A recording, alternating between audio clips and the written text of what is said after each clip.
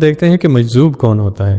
مجذوب یہ ایک لفظ جذب سے نکلا ہے جس کا مطلب ہے کھینچ لینا یا اپنی طرف مائل کر لینا۔ مجذوب وہ شخص ہوتا ہے جسے اللہ تعالیٰ اپنی طرف کھینچ لیتا ہے بغیر اس کے کہ وہ پہلے کچھ کرے، ریاضت کرے، مرشد کی باقاعدہ صحبت اختیار کرے۔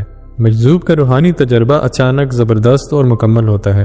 وہ دنیا کی ظاہری ترتیب اور شعوری سطح سے ہٹ کر ایسی کیفیت میں داخل ہو جاتا ہے جہاں صرف اللہ کی حضوری باقی رہتی ہے۔ اکثر مجذوبوں کی زندگی ہمیں بے ترتیب، عجیب اور خلاف عادت محسوس ہوتی ہے۔ کچھ لوگ تو انہیں دیوانہ سمجھتے ہیں، لیکن وہ دیوانہ نہیں ہوتا بلکہ اللہ کی محبت میں فنا ہو چکا ہوتا ہے۔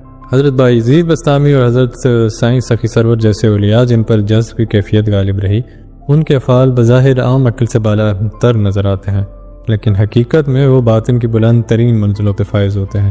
مجذوب کی زبان کبھی شریعت کے دائرے میں بھی نہ ہو، لیکن اس کا دل اللہ کے نور سے لبریز ہوتا ہے۔ اب ہم آتے ہیں کہ سالک اور مجذوب کا فرق کیا ہے۔ سالک اور مجذوب میں بنیادی فرق ارادے اور کشش کا ہے۔ سالک اللہ کو پانے کے لیے خود قدم اٹھاتا ہے، وہ مجاہدہ کرتا ہے، ریاضت کرتا ہے، نیت کرتا ہے، جبکہ مجذوب کو اللہ خود اپنی طرف کھینچ لیتا ہے، وہ بس ہو گیا کی کیفیت میں ہوتا ہے۔ سالک شعوری طور پر دنیا اور آخرت کے درمیان توازن قائم رکھتا ہے اور دوسروں کو سکھا بھی سکتا ہے، رہنمائی بھی کر سکتا ہے، جبکہ مجذوب اکثر ظاہری دنیا سے کٹ جاتا ہے اور اس کا باطن براہ راست اللہ سے جڑ جاتا ہے۔ اب ہم اس بات کو ذرا سائنسی انداز میں دیکھتے ہیں۔ سائنس خاص طور پر نیورو سائنس یہ بات مانتی ہے کہ ذکر، دھیان اور عبادت سے دماغ میں ایسے کیمیکل خارج ہوتے ہیں جو سکون، آگاہی اور گہرے شعور کی کیفیت پیدا کرتے ہیں۔ سالک جو مسلسل ذکر کرتا ہے اس کے دماغ میں الفا ویوز اور تھیٹا ویوز میں اضافہ ہوتا ہے، یہ وہ لے رہے ہیں جو دماغ کو گہری خاموشی اور مراقبے کی کیفیت میں لے جاتی ہیں، جبکہ مجذوب کی کیفیت کو آلٹرڈ اسٹیٹ آف کانشیسنیس کہا جا سکتا ہے، یعنی ایسی ذہنی حالت جہاں انسان حواس خمسہ سے اوپر اٹھ کر کسی اور حقیقت میں داخل ہو جاتا ہے۔ اسے سادہ لفظوں میں سمجھیں تو سالک دماغ کو ترتیب دیتا ہے، دل کو نرم کرتا ہے اور گہری روحانی کیفیت میں داخل ہوتا ہے، جبکہ مجذوب کے اندر یہ سارا عمل ایک دم بغیر ارادے کے ہو جاتا ہے، جیسے کوئی بجلی کا جھٹکا جو اسے یکسر بدل دے۔ تو فرینڈز، کیا یہ سب باتیں صرف مذہبی تصورات ہیں؟ نہیں، کوانٹم فزکس جو آج کے دور کی سب سے پیچیدہ اور گہری سائنس ہے، وہ بھی کچھ ایسی ہی حقیقتوں کی طرف اشارہ کرتی ہے۔ کوانٹم کا ایک اصول ہے نان لوکیلٹی، یعنی ذرات ایک دوسرے سے فاصلے پر ہوتے ہوئے بھی جڑے ہوئے ہوتے ہیں۔ یہ ہمیں وحدت الوجود کے تصور یاد دلاتا ہے کہ سب کچھ دراصل ایک حقیقت سے جڑا ہے۔ ایک اور اصول ہے آبزرور ایفیکٹ، یعنی مشاہدہ کرنے والا کسی چیز کے وجود پر اثر انداز ہو سکتا ہے۔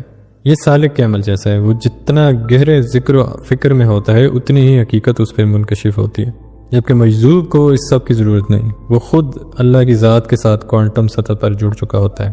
تو آخر میں سوال یہ پیدا ہوتا ہے کہ کیا ایک راستہ دوسرے سے بہتر ہے؟ نہیں، دونوں اللہ کی طرف لے جانے والے راستے۔ سالک علم و ریاضت سے جاتا ہے، مجذوب عشق اور جذب سے پہنچتا ہے۔ کبھی کبھی ایک ہی شخصیت میں دونوں صفات جمع ہو جاتی ہیں، جیسے شیخ عبد القادر جیلانی جو مجذوب بھی تھے اور سالک بھی۔ ان کی عبادات، علم، شریعت پر عمل اور ساتھ ہی ان کا بے پناہ روحانی اثر سب اس بات کا ثبوت ہے کہ اللہ جسے چاہے، جس طریقے سے چاہے، اپنا قرب عطا کرتا ہے۔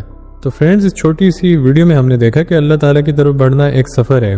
کچھ لوگ قدم قدم چلتے ہیں، کچھ ایک لمحے میں منزل پہ پہنچا دیے جاتے ہیں، لیکن اصل چیز طلب ہے۔ اگر آپ کا دل اللہ کو چاہتا ہے تو وہ ضرور راستہ کھولے گا، چاہے وہ راستہ سلوک کا ہو یا جذب کا۔ تو ہماری دعا ہے کہ اللہ ہمیں وہ نگاہ عطا کرے جس سے ہم ظاہری حالت کے پیچھے باطنی حقیقت کو دیکھ سکیں اور اپنے دل کو اس کے نور سے روشن کر سکیں۔ اپنا بہت خیال رکھیے گا۔ اگلی کسی ڈیٹیل ویڈیو میں ہم دوبارہ ملاقات کریں گے، تب تک کے لیے اللہ حافظ۔